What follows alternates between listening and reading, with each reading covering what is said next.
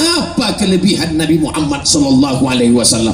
Allah ketika memanggil Adam, dia panggil namanya, ya Adam uskun anta wa zawjukal jannah. Allah ketika memanggil Yahya, dia panggil namanya, ya Yahya khudhil kitaba biquwwah.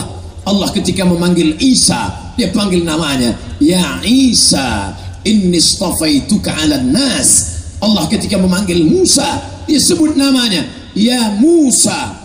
Tapi ketika memanggil dia, tak ada Allah pernah memanggil ya Muhammad, ya Ahmad. Allah memanggil dia dengan sebutan panggilan kelembutan, ya ayyuhar rasul balligh ma unzila ilaika min rabbik, ya ayyuhan nabi jahidil kuffar wal munafiqin. Allah memanggil Nabi Muhammad sallallahu alaihi wasallam dengan dua sebutan di dalam Al-Quran, ya ayyuhan nabi, ya ayyuhar rasul. Sedangkan Allah pun dalam tanda kutip, sedangkan Allah pun berakhlakul karimah kepada Rasulullah sallallahu alaihi wasallam. Tapi makna berakhlakul karimah di sini adalah dalam tanda makna yang lain. Allah mengajarkan kita berakhlak memanggil dia. Maka at-taswid as-siyadah dalam ahlus sunnah wal jamaah, khususnya dalam mazhab syafi'i, kita tidak memanggil dia Muhammad, tapi kita panggil dia Allahumma salli ala sayyidina Muhammad. Siapa yang memanggil dia sayyidi? Dia sendiri menyebut dirinya sayyid. Ana sayyidu waladi Adam. Aku adalah anak pemimpin anak cucu keturunan Adam. Sedangkan cucu Nabi Muhammad sallallahu alaihi wasallam kita diajarkan menyebutnya dengan sayyid.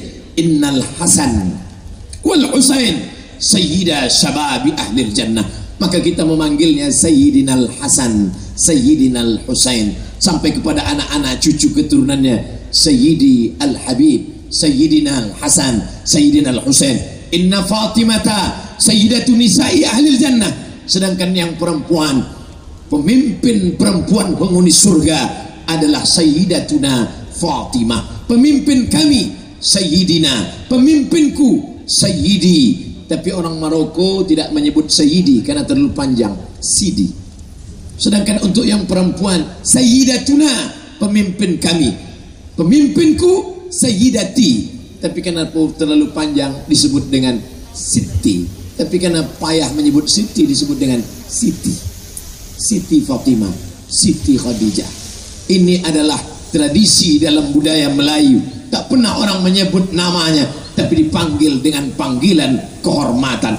Abdul Somad, yang bukan Habib, yang bukan Sayyid, yang bukan Syarif, tetap juga dipanggil dengan panggilan kemuliaan. Mari kita dengarkan tausiah yang akan disampaikan oleh Al-Mukarram, Al-Ustad, Al-Muallim. Belum pernah saya dipanggil orang, mari kita panggil Somad. Lalu bagaimana mungkin kita memanggil namanya dengan tanpa penghormatan dan kemuliaan? Maka dalam mazhab Syafi'i bukan hanya saat memanggil di luar sholat, bahkan di dalam azan pun dianjurkan. Saya mendengar dengan telinga saya sendiri di majelis ulama ahli hadis Syekh Mahmud Said Mamduh. Di dalam majelis itu ketika sholat disuruhnya muridnya azan, dalam azan itu dipanggil Asyhadu anna sayyidana Muhammadar Rasulullah. Dan saat qomat diulang lagi, Allahu Akbar, Allahu Akbar, asyhadu an la ilaha illallah, asyhadu anna sayyidana Muhammadar Rasulullah. Andai itulah dibuat Abdul Somad sekarang di kampung halamannya, Allahu Akbar, Allahu Akbar, asyhadu an la ilaha illallah, asyhadu anna sayyidana Muhammadar Rasulullah, mungkin berkali-kali saya akan dimasukkan ke dalam neraka jahanam. Seolah-olah kunci neraka berada di tangan orang yang mudah, begitu mudah untuk membid'ahkan hanya dalam perkara-perkara, masalah-masalah yang ulama mukhtalaf fi dalam masalah itu. Memuliakan Nabi SAW tidak hanya sebatas memuliakan menyebut namanya, tapi juga jauh lebih daripada itu, mengikuti gerak jalan hidupnya. Apa pelajaran yang kita ambil dari sejarah Nabi Muhammad sallallahu alaihi wasallam?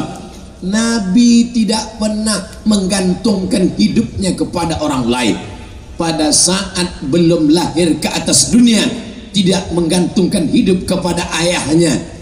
Abdullah sudah meninggal ketika dia berusia 2 bulan dalam kandungan. Begitu kata Imam Abu Ja'far Al-Barzanji dalam syair-syair yang dia tulis, walamma tamma min hamlihi syahrani ala ashhuril aqwalil marwiyah tufiya bil madinatil munawwarati abuhu Abdullah. Walamma tamma min hamlihi, ketika sempurna hamilnya, syahrani 2 bulan, ala ashhuril aqwalil marwiyah, menurut hitungan bulan qamariyah, tufiya bil madinatil munawwarati, meninggallah ayahnya di kota Al-Madinah Al-Munawwarah, abuhu, bapaknya Abdullah.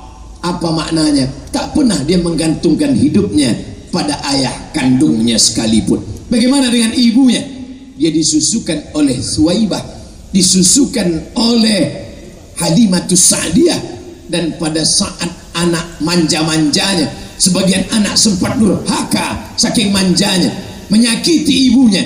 Nabi Muhammad SAW dibersihkan Allah dari durhaka. Tak durhaka kepada ayah, tak durhaka kepada ibu. Dibesarkan oleh kakek datuknya Abdul Muttalib, tapi tak lama kasih sayang itu dia dapatkan, berpindah kepada Abu Talib. Dan ketika bersama Abu Talib pun dia tak pernah menyusahkan Abu Talib. Dari mana dia makan? Dia mengambil upah mengembalakan kambing-kambing orang kota Makkah Al-Mukarramah. Lalu kemudian ketika dia remaja, beranjak dewasa, dari mana modal dia menikah? Dia membawakan barang-barang dagangan yang dimiliki oleh Khadijah Al-Kubra. Dia bawa barang dagangan. 2 cara mencari nafkah Rasulullah SAW. Yang pertama, mengembalakan kambing, mengambil upah. Yang kedua, membawa barang dagangan. Sehingga pada usia 25 tahun dia sudah menikah dengan mahar yang luar biasa. Dalam kitab buku ensiklopedia Sirah Nabi SAW dikatakan Nabi menikah umur 25 tahun dengan mahar 1 miliar kalau dihitung dengan angka rupiah sekarang. Mudah-mudahan yang sudah menikah tadi tidak terbebani dengan angka 1 miliar ini.